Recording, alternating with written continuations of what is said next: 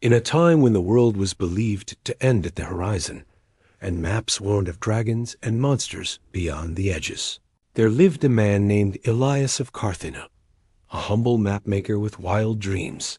He had never seen the open sea. His life was a patchwork of ink and parchment, of compasses and whispered tales from sailors who came home scarred and silent. But every night, Elias gazed at the ocean from the cliffs near his workshop, dreaming not just of coasts, but of what lay beyond the known. "What if the ocean isn't an end?" he whispered once, "but a beginning?" At the heart of Carthena was a crumbling observatory where Elias worked. It was there he first found the Chronicles of Meridos, an ancient scroll said to be written by a sailor who had sailed west and vanished into the mouth of the sky. Most scholars called it fiction. Elias called it a guide. The Chronicles spoke of a great blue, a current so strong it could pull ships across the world, in a distant land where the sun slept in golden trees. The words haunted him, inspired him.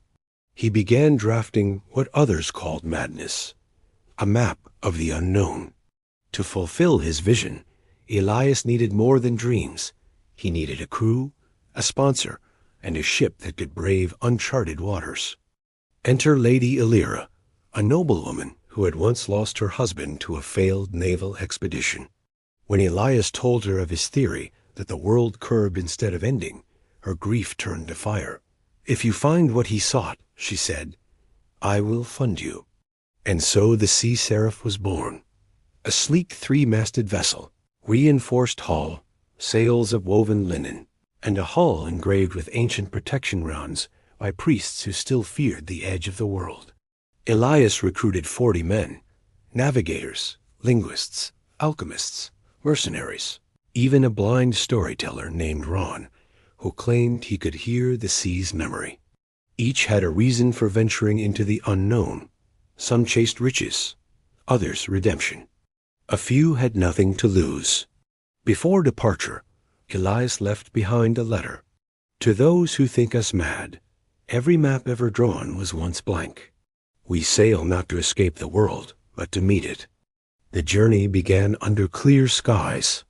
The crew cheered as the Sea Seraph left Carthena's harbor, cutting across familiar waters into the unknown. Spirits were high, and laughter filled the decks. But by the 10th day, the winds changed. The sea grew colder, the stars above began to shift strangely, and a heavy fog clung to them like breath on glass. Instruments failed. Birds vanished. They had entered the Vale of Varn's stretch of ocean, said to swallow ships without sound. One sailor, Pharaoh, screamed during the night, claiming he saw a ship made of bone sailing backward through time. The next morning he was gone. Only his boots remained on the deck, soaked with salt and something darker. The crew grew anxious. Ron, the blind storyteller, began reciting sea myths by firelight. "There are waters where time folds like cloth," he said, "where your own voice returns older than you are." Yet Elias pressed forward, determined not to turn back. The voyage had gone beyond charts, into inkless waters. The sun began setting in unfamiliar quadrants of the sky. The moon appeared, different, bearing a strange ring of blue light. One night, the compass spun madly. North ceased to exist. Ron whispered, "We are no longer on the world we know." Was the sea simply vast, or was it a threshold? And if so, to what? The Sea Seraph sailed deeper into oblivion, surrounded by water that shimmered like mercury, beneath a sky that no longer obeyed the sun. Each sunrise felt unfamiliar, as if borrowed from another world. On the 24th day, the lookout, a boy named Naro, screamed from the crow's nest, "The sea, it rises." All eyes turned toward the western horizon. A wall of water taller than the ship itself, an unnatural surge, crawled toward them like a mountain unmoored from the earth. The sea had become a living force, ancient and hungry. It was the Leviathan's spine, a fabled stretch of ocean said to be cursed by gods of the deep. No ship that crossed it had returned, and the maps warned in red ink, "Here be dragons." Lightning danced across the blackened clouds, splitting the sky like veins of fire. The storm was not only powerful, it was intelligent. The winds changed rhythm in pulses, whispering in a tongue no man recognized. Ron, the blind storyteller, stood on deck and began humming softly. "It's the language of the drowned," he said. "They're warning us." Elias yelled above the roar, "Translate it, damn you." Ron turned toward the mast, eyes empty but focused. "They say, you sail not alone. Turn back or be claimed." The ship creaked violently, the hull shuddering like bone under pressure. And a shape appeared beneath the waves, a massive shadow circling them, hundreds of feet long, eyes like lanterns flickering underwater. It was no whale. A wave snapped the main mast in half. 2 sailors were flung into the ocean. One was a navigator, the other a cook named Marin, who had once saved Elias from a knife wound on day 3. Elias tied himself to the helm with a rope soaked in brine and blood, screaming commands that no one could hear. Lady Elera, standing defiantly on the bow with her cloak torn by the wind, began reading aloud from the Chronicles of Meridos, using it as a charm, a plea to ancient forces that ruled the deep. "We are not invaders," she cried. "We are seekers. Let us pass." The shadow vanished. The storm broke. And then silence. The sea became still. So still, it reflected the stars above, as if the ship were sailing through space. The next morning, the crew gathered in quiet awe. None spoke of the thing beneath the waves, nor the voices in the storm. They simply called that night the turning. Ron whispered as Elias passed him, "It allowed us to pass because it recognized your purpose. Or perhaps it wanted you to see what lies beyond." But what was beyond? And what would be the cost of such knowledge? Days later, a cry went up from the crow's nest again. "Land!" The men ran to the railings and saw it, an island floating like a green crown on silver waters. It shimmered with an otherworldly glow. As they approached, they saw birds with golden feathers, trees that bore fruit in the shape of spirals, and a waterfall that flowed upward into the sky. No map had ever shown this place. No language had a name for it. They named it Aurelia, the island of the unimagined. But wonder soon turned to fear. A small crew led by Elias disembarked and explored the dense jungle. There were ruins, massive statues with faces half human, half squid, staircases that led nowhere, and pools of water that showed not reflections, but memories. One sailor, Jonan, stared into a pool too long and collapsed, screaming. "I saw myself growing old, lost at sea." They pulled him back, but his hair had turned gray. The island held wisdom too great for unready minds. Back aboard the Sea Seraph, Elias gathered the crew and posed the question. What if this voyage wasn't meant for conquest or discovery, but for transformation? He unrolled the final pages of the Chronicles of Meridos. There, in faded ink, was a passage. "Those who reach the end of the known world will face not monsters, but mirrors. The real journey is not across seas, but within." Elias understood now. The voyage was not only about lands beyond the map. It was about who they would become by daring to leave everything familiar behind. They left Aurelia behind, changed. Some men wept as they sailed away, as if leaving behind a part of their soul. Ron spoke less now, as if his visions had shown him things too deep for words. Lady Elera had taken to sketching symbols on parchment runes that appeared in her dreams since stepping foot on the island. Elias knew one truth. They could never go back the same. "We crossed the edge of the world," he wrote in his journal, "and found not monsters, but mystery. Not gold, but truth." It began subtly. After the crew of the Sea Seraph had charted lands no map dared claim, after they had seen temples swallowed by vines older than memory, birds with voices like crying children, and men who spoke in riddles to the wind, they turned back. Or so they thought. The morning they left the last emerald coast, the sky was a glowing sheet of silver. Clouds drifted so slowly, it felt like time itself had grown tired. Below them, the ocean shimmered unnaturally smooth, as though it were no longer water, but a vast mirror stretching to the ends of the earth. Captain Elian was the first to notice. "Drop a rope," he ordered. "I want to know if we're still afloat, or if we've sailed into a dream." The sailors laughed nervously, but obeyed. The rope fell, and kept falling.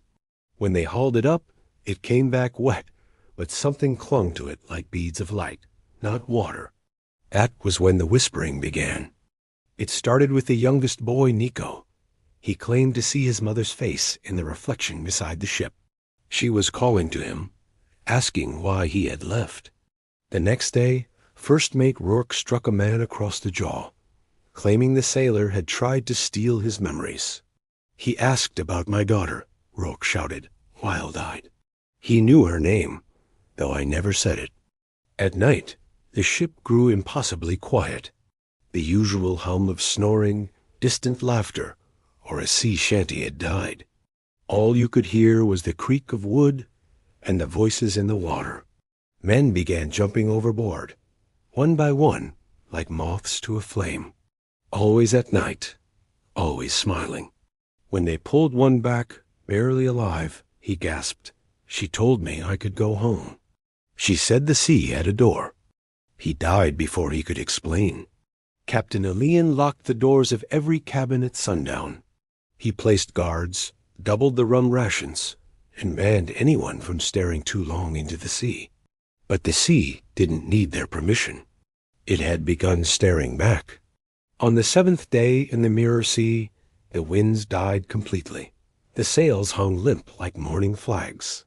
The ocean became glass. They were stuck. No wind, no current. No birds, no stars, only fog that never moved. Navigator Ulrich confessed to Elian that the compass spun in circles. "We're inside something," he said, "not on it." One night, they heard another ship approach, though they saw nothing. The sound of oars cutting water. Voices singing low and slow. Elian ordered silence. Then they heard it. "You left her behind, ... A whisper. Not from above, but below, as if spoken from beneath the ship. Then another. "You'll forget your face next ... The Mirror Sea wasn't just reflecting them, it was pulling them apart. The boy Nico reappeared. He walked out of the fog one morning, barefoot and dry, standing calmly on the deck, as if he'd never jumped into the sea. "Where have you been, boy?" Elian asked, drawing his sword. "That sea nearly killed you." Nico blinked slowly. "I never left," he whispered. "You did." When Elian reached to touch him, Nico shattered like glass into 1,000 floating shards, all reflecting different versions of the boy's face. One laughing, one old, one skeletal, one crying. The crew was no longer just afraid. They were beginning to doubt their own memories. Who had actually died? Who was real? Who had they become? On the 13th day, Navigator Ulrich discovered something horrifying. His compass, long believed broken, began working, but it pointed straight down. "We're not lost," he told the captain in a shaken voice. "We're being measured." That night, the crew held a meeting. Not of mutiny, but of surrender. Half wanted to turn back. Half wanted to stay. Rourke said something none would forget.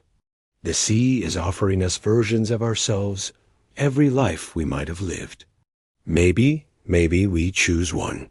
Elian bellowed.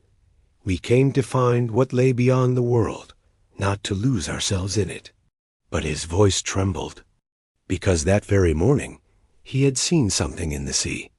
A version of himself with a family, a wife, children, a quiet life on land he'd never known, and for a moment he wanted it. The Mirror Sea delivered its final test with silence. No voices, no fog, just a perfect starless sky. At midnight, the ship began moving on its own. The water beneath it pulled like gravity. No one touched the wheel. The sea parted like ink, revealing a black chasm and abyss of infinite depth. As the sea seraph glided toward it, every man felt a sensation they couldn't explain. A choice, not spoken aloud, but carved into their very bones. Stay, become someone else, or leap into the unknown. Captain Elian turned to the crew and roared, "You think you were born to end here? We choose forward, even if the sea takes us." He seized the burning lantern and hurled it into the chasm. The moment it touched the void, it erupted with wind. The sea seraph lurched forward as if yanked by fate itself. Wind filled the sails. The sea stopped whispering. The sky cracked open and starlight returned. Within minutes, they were speeding through waves again, as if the mirror sea had never existed. Only 38 of the original 92 crew members remained. And even among them, some had changed beyond recognition, hunted, or quiet, or eyes that seemed to look through the world. But the ship was moving again. They were going home. Or so they hoped. 2 weeks later, the first green glimpse of their homeland appeared on the horizon. But something was wrong. The coastline had shifted. The harbor was different. Smoke rose in strange shapes from the village chimneys. The stars, even now, didn't quite match. Elian whispered to Ulrich, "Is it the world that changed, or us?" No one answered. The sea seraph docked quietly that evening. But no horns were blown. No one cheered. Because in their hearts they knew they had returned. But not to the same world they'd left. And not as the same men who had once dreamed of sailing beyond the edge. 3 weeks after returning to a homeland that felt subtly unfamiliar, Captain Elian found himself waking in cold sweats each night. Not from fear, but from memories that weren't his own. He'd see images before dawn. A white tree with roots in the sky, an obsidian cliff lined with whispering faces, and a compass with a second needle, one that pointed not north, but inward. These weren't nightmares. They were instructions. And one morning, carved into the condensation on his cabin window, was a crude map. It hadn't been there the night before. He showed it to Ulrich and Rourke. The shape of the island it pointed to did not exist on any of their charts. Yet all three recognized it. "We saw this," Ulrich murmured, "in the mirror sea, when the water showed us other lives." Elian nodded gravely, "And I think it's calling us back." Only 13 men from the original Sea Seraph crew volunteered to return. The rest had vanished into obscurity, unable to speak of the voyage without trembling. The new ship, christened the Stargale, was smaller but faster, fewer cannons, more journals. Elian's mission had shifted. "We chased discovery before," he told the crew. "Now we chase meaning." They set sail under a blood moon, a crimson omen that fishermen whispered against. But Elian didn't believe in warnings anymore. He believed in pulls. By the 7th day, the water changed color. By the 10th, they saw birds that flew backward. By the 12th, the wind began to whistle as if speaking. And then the fog parted, revealing an island unlike any other. The island had no shoreline. Instead, it rose abruptly from the sea, like a monolith, its walls of crystalline basalt reflecting the sky. They had to climb a stairway cut into stone, each step older than any civilization they knew. Carvings lined the sides, depictions of men staring at the stars, then dissolving into them. Time bent strangely here. On the first day, their shadows reversed. On the second, cuts on Rourke's hand healed before he received them. On the third, Ulrich swore he remembered dying here. But none had ever set foot on the island before. Or had they? That night, they saw a campfire burning at the summit. Elian, heart-pounding, led them upward. What they found changed everything. There, beside the fire, were 7 figures. Unmoving, weathered, staring into the flames. They were statues, or so the crew thought, until one of them turned and said, "You finally remembered how to return." It was Nico, the boy who had jumped into the mirror sea and shattered into reflections. Except now. He was an old man, wrinkled, calm, wise. "You left us behind," he said softly. "But time here doesn't scold. It teaches." The crew recoiled, unsure if he was real, a ghost, or a trick. Nico pointed to a stone circle nearby. In its center, a pool of water reflecting the sky above, not the one they saw, but one filled with different stars. Elian asked the only question that mattered. "Why are we here?" Nico smiled. "Because you were never meant to sail away from meaning. You were meant to remember it." The center of the island held a monolith carved from a single piece of sky-black obsidian. On its surface, images shimmered, not etched, but moving. Each man saw something different in the stone. Elian saw himself as a child, letting go of his father's hand during a storm. Rourke saw a woman's face he'd forgotten, whispering, "You left when you were needed most." Ulrich saw himself burning a book he once wrote but never published. Each image burned with regret. Nico spoke. "This stone is made of echoes, not of sound, but of self. It shows what you buried to become who you are." One sailor, overcome with grief, tried to smash the stone. He turned to salt where he stood. That night, dreams became real. One sailor woke to find his dead brother sitting at the foot of his bedroll. Another saw a younger version of himself leading a child by the hand through an orchard. One man screamed for hours, unable to explain what he'd seen. Each vision asked one thing. "Do you remember why you began?" It wasn't punishment. It was invitation. To return to purpose. To reclaim what had been lost in the pursuit of glory, conquest, and survival. The island didn't seek to trap them. It sought to restore them. But only those who surrendered their pride would pass through. On the 9th day, the wind shifted again. But this time, it spoke. Each gust carried names, not aloud, but into the mind. Some crew heard the names of lovers they'd betrayed. Others heard their future children. Some heard names they didn't recognize, but would, one day. Elian heard one name, repeated, Kellen. He dropped to his knees. Kellen was the child he never had, the one his wife had miscarried while he was at sea. And suddenly he understood. This voyage was never about reaching new lands. It was about returning to the self, not the ego that sought conquest, but the soul that sought wholeness. And this island was the bridge. Only 11 of the 13 returned to the ship. The others chose to stay, not out of fear, but peace. As they descended the basalt stairway, the stars above realigned into familiar patterns. The wind was warm. The sails swelled with purpose. No one needed to steer. The sea itself carried them home. And though they had gained no treasure, charted no new ports, or claimed any land, what they brought back was far more valuable. They remembered why they had set sail in the first place. They remembered who they were before the world told them what to chase. They remembered how to listen again, not to maps or winds, but to meaning.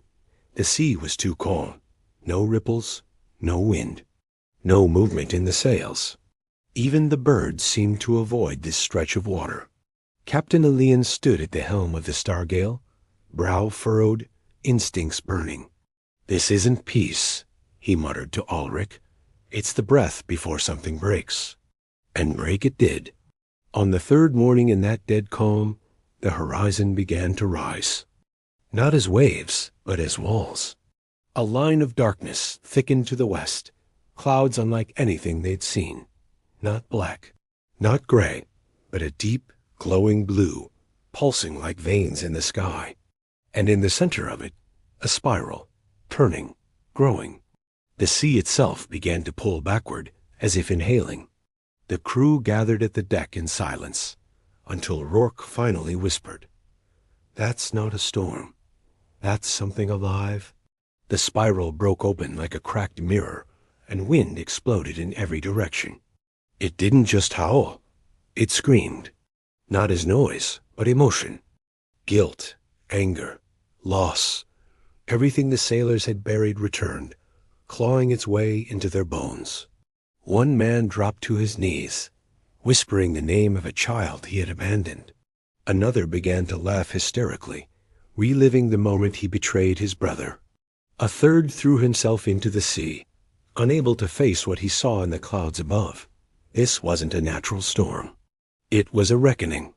The stargale tilted dangerously as the sea heaved upward like mountains of black glass.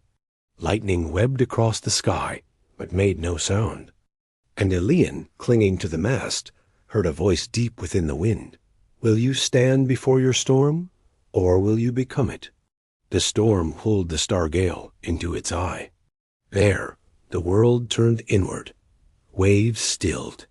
But the sky above turned into a mirror, reflecting not their faces, but their truths. Each man saw what he most feared to admit. Elian saw his ambition, and how it had eclipsed the love in his life. Rourke saw how his loyalty was always tied to power, not principle. Ulrich saw himself as a child, longing only to be seen. The storm forced nothing. It only reflected, and then it waited, as if demanding a choice. Would they continue forward as who they had pretended to be, or become the men they were meant to be? Elian stepped forward on the soaked deck, raised his voice, and declared, I abandoned my wife the day I chose glory over grief. I thought if I conquered enough seas, the pain would disappear. But all I did was leave myself behind. One by one, the men followed. They confessed not to a god or punishment, but to the sea. Because the sea, they now understood, wasn't just water. It was the place where the soul met the truth. Rourke sobbed as he admitted he had once let a man die to save himself. Ulrich wept as he said he had spent years wearing a mask of cleverness because he feared no one would love who he really was. With each confession, the storm lessened. Not outside, inside. But the sea is not healed by words alone. Lightning struck the mast. The hull cracked down the middle. The stargale was not going to survive, but none of the men panicked. Not now. They scrambled, not to escape, but to honor the ship, to save what mattered, the journals of dreams, the map that changed each day, the compass that pointed to meaning. Elian stood at the wheel as the final wave rose. We're not leaving empty, he whispered. We're leaving true. The sea swallowed the stargale whole. Darkness, silence, then breath. Elian awoke on sand. Above him, stars pulsed in strange rhythms, and the sky was the color of pearl. He sat up. So did Rourke, Ulrich, 7 others. They were alive. Not only that, unchanged, no scars, no wounds, their uniforms unsoaked, and in Elian's pocket, the compass still ticked. Before them, on this strange new shore, rose an obsidian arch with an inscription. You may only pass when your storm becomes your teacher. They had passed through the greatest trial of their journey, not through resistance, but through surrender. And on the other side was a land no man had ever seen. A land not on any map. A land the sea had kept secret, until now. The land smelled of cinnamon bark and salt-cracked stone. As Elian stepped onto the shore, his boots pressed into white sand that shimmered like powdered pearl. The sky above shimmered too, not blue, but a strange, soft violet, as if day and night had struck a quiet compromise. The others followed in silence. The air was still, but not dead. It listened. Every word they whispered, every footstep, every breath, echoed faintly, as if the very earth remembered every motion made upon it. Where are we? Ulrich murmured. Rourke looked around slowly. Where no map dares to lie. They walked inland, and soon found something impossible. A stone garden, with statues of themselves. Each statue stood in perfect detail. Every scar, every button, every fold in the cloth. But they weren't carved in their current forms. Elian's statue showed him older, with gray streaks in his beard and a map in hand. Rourke's wore priestly robes and held a scroll. Ulrich's was laughing, eyes kind, surrounded by children. Each man stared at the future version of himself. Not fate, but potential. A plaque at the center of the garden read, "This is who you may become, if you survive who you are." "It's not prophecy," Elian whispered. "It's a choice."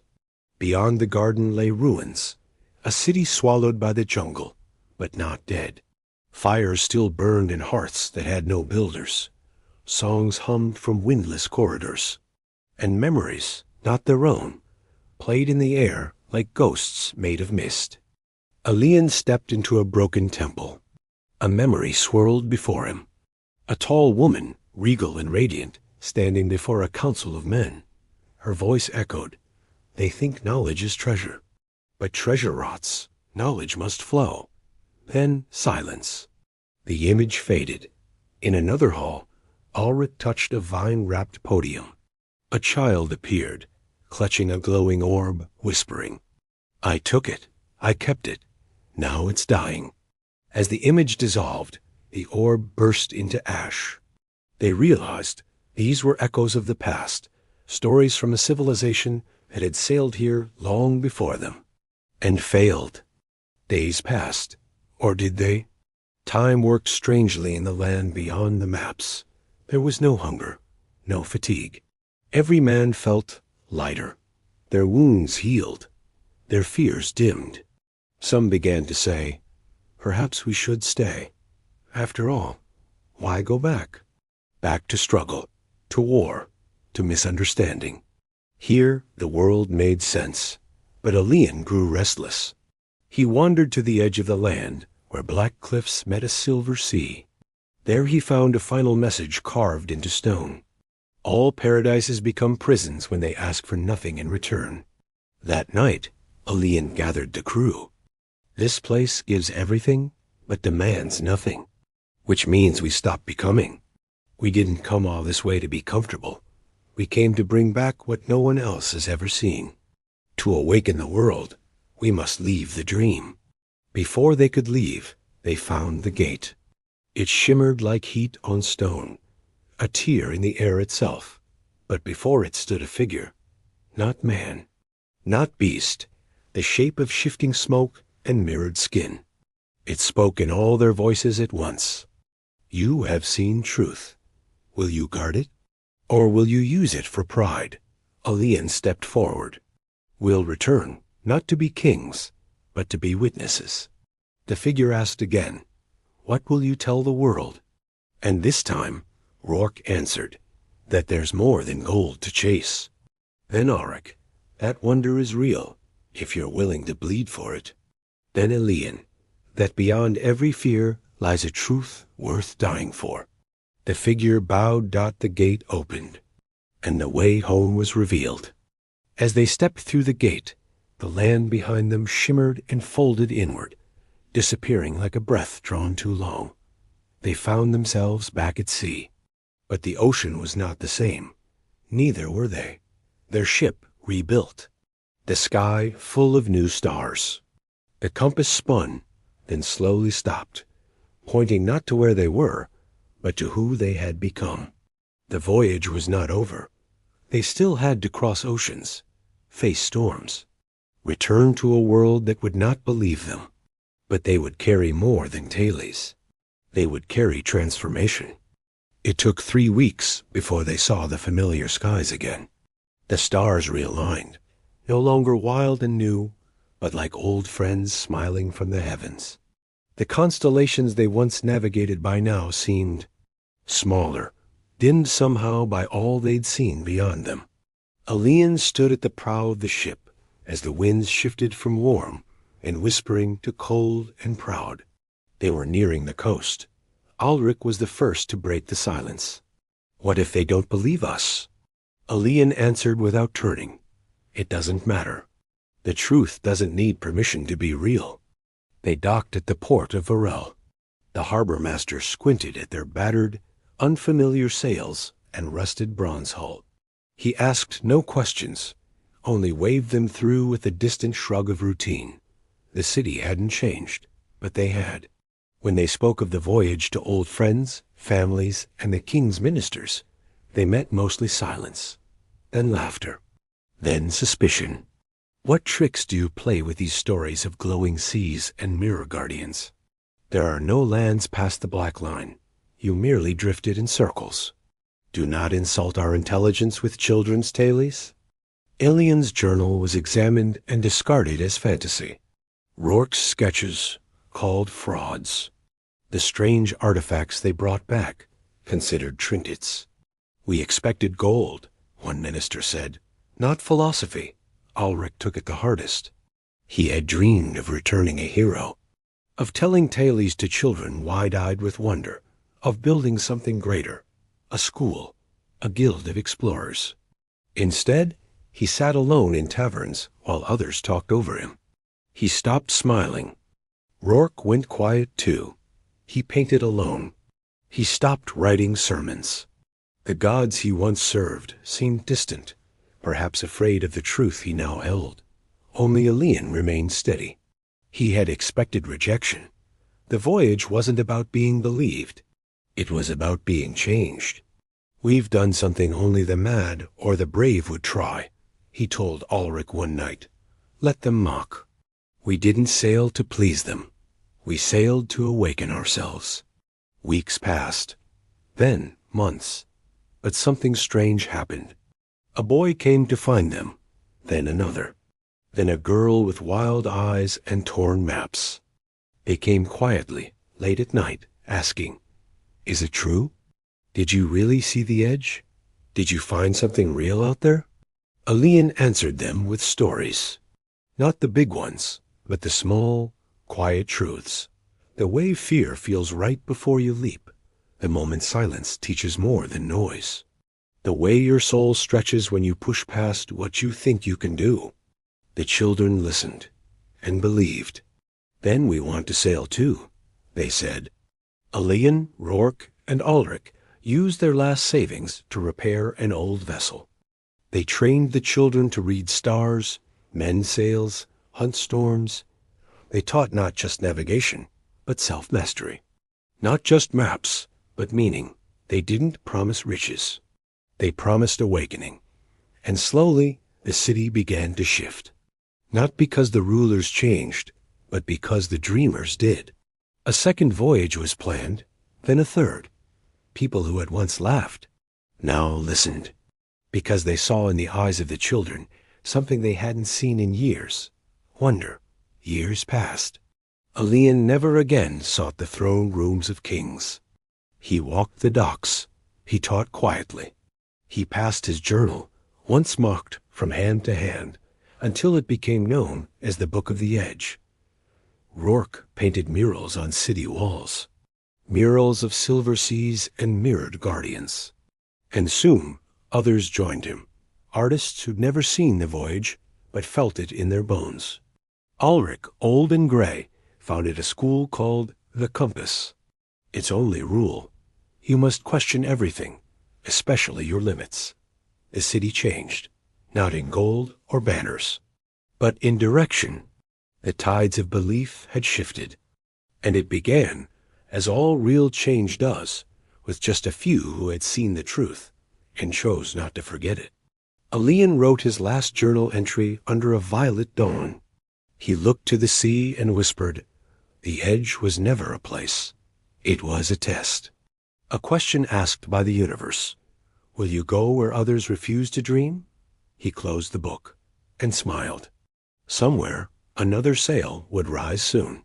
Passed away in his sleep at the age of 71. Grand procession. No state funeral. Just a quiet pyre by the sea, and the whispered prayers of those who had once learned to dream because he dared to act. Death is not an end. It is a transformation. After his death, a group of young sailors returned from a coastal expedition, claiming to have seen a glowing creature in the water, its body like spun crystal, its eyes like memory itself. It looked straight into their souls. It asked nothing, one boy claimed, but I knew I had to change everything when I returned. Suddenly, the world remembered Elian, but not as a man, as something more. Done as a story turned into something else entirely. The deep horizon was born within a year of Elian's passing. They claimed he had crossed not just oceans, but the boundary between life and the divine. Temples along the coast, where priests read from the Book of the Edge as if it were scripture. Elian with golden light around his head, holding a compass that pointed not north, but inward. Direction is within, they preached. Strange happened. Some of those who joined the church weren't just followers, they were fanatics, and forbidding new voyages. Only Elian was worthy, they declared. No others shall follow. That, the voyage that had once birthed freedom and courage, now became a doctrine of fear. But not everyone forgot the truth. School, the compass, now led by one of his former students, a woman named Siren, continued to teach what Elian had really stood for. But awakening. Siren refused to bow to the church. Those still curious, those who didn't want to chant Elian's name, they wanted to follow his path. Together, they built a new kind of ship. Faster, able to cut through storms. And one night, under the cover of moonlight, they launched their expedition. So to honor Elian, they went to continue him. It was made up of outcasts, rebels, poets, and broken warriors. They weren't ready. That was the point. Only one page from Elian's journal, the last one. The edge was never a place. It was a test. The currents he had mapped, but the sea had changed. The magnetic fields he once noted were gone. The wind patterns were unfamiliar. Stars shifted. He seemed to remember Elian, and now offered a new test. After 2 months of sailing, the stars above twisted. Things no sky should show. Constellations spinning, vanishing, were forming in different shapes. Turned a color no one could name, somewhere between emerald and memory. Shapes beneath the water, larger than whales, yet silent as thought. A sailor named Eden awoke screaming. Myself, he said, but not me, a better me, stronger, smiling. And he said, why did you leave me behind? Clear, his voyage wasn't just across the sea. It was through the soul. He came upon something unmarked on any map, a pillar rising from the ocean, covered in ancient carvings.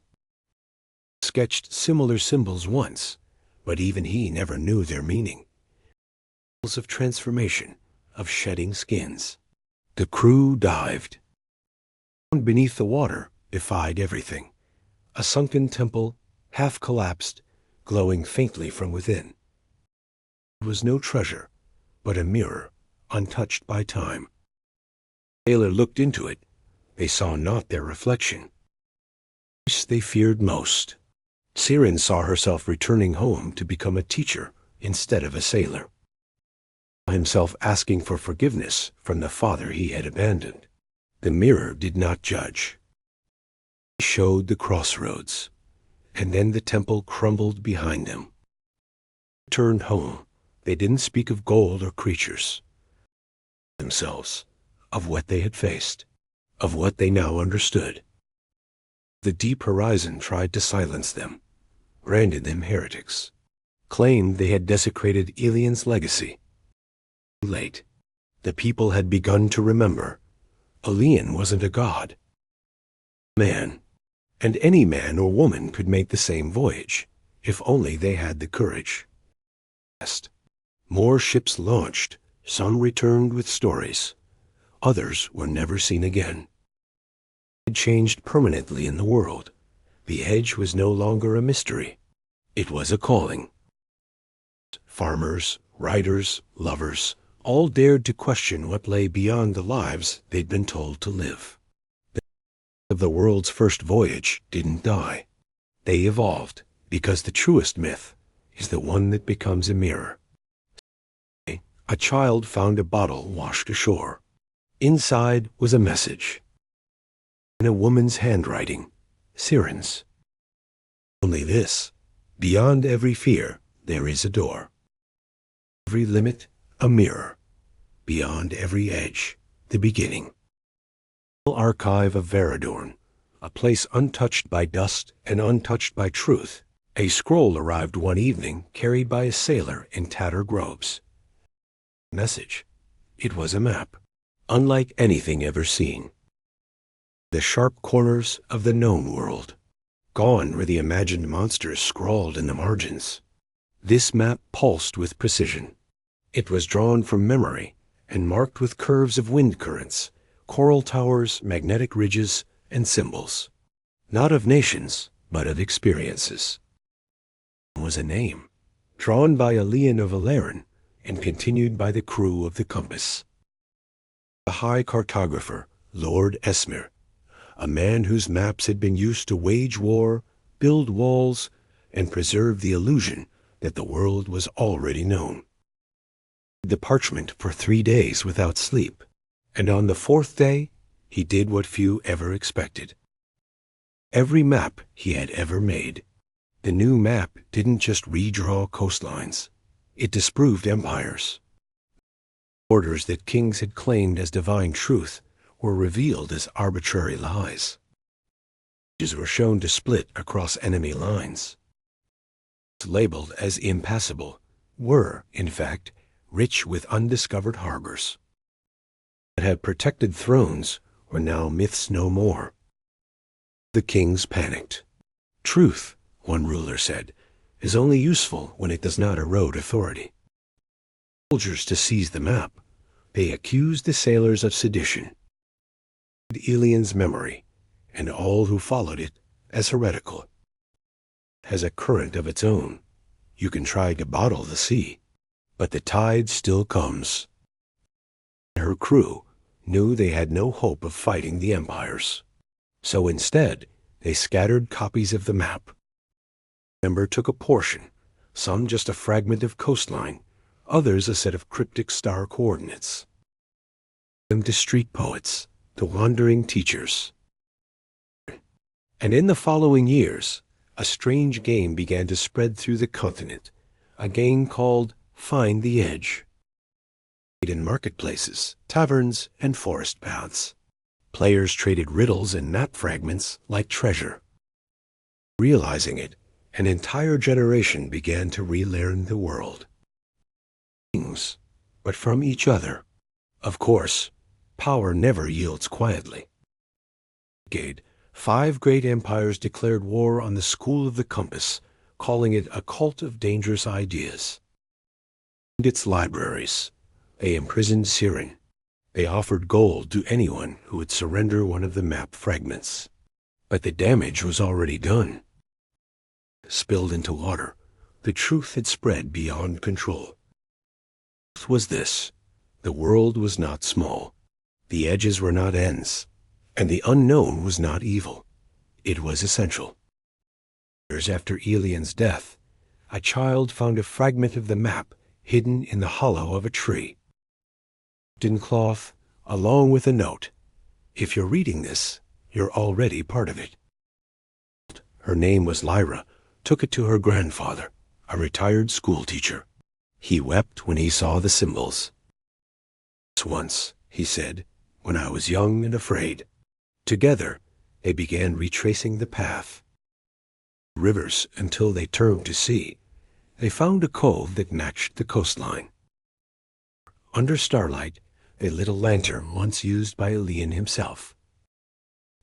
But a beacon for the next voyage. Over the next century, the map became more than geography. Mythical scripture, not in temples, but in taverns, markets, classrooms, and family stories. Were not sacred, they were invitations. Actions were not commands, they were questions. Where have you not yet dared to go? Yourself remains unexplored.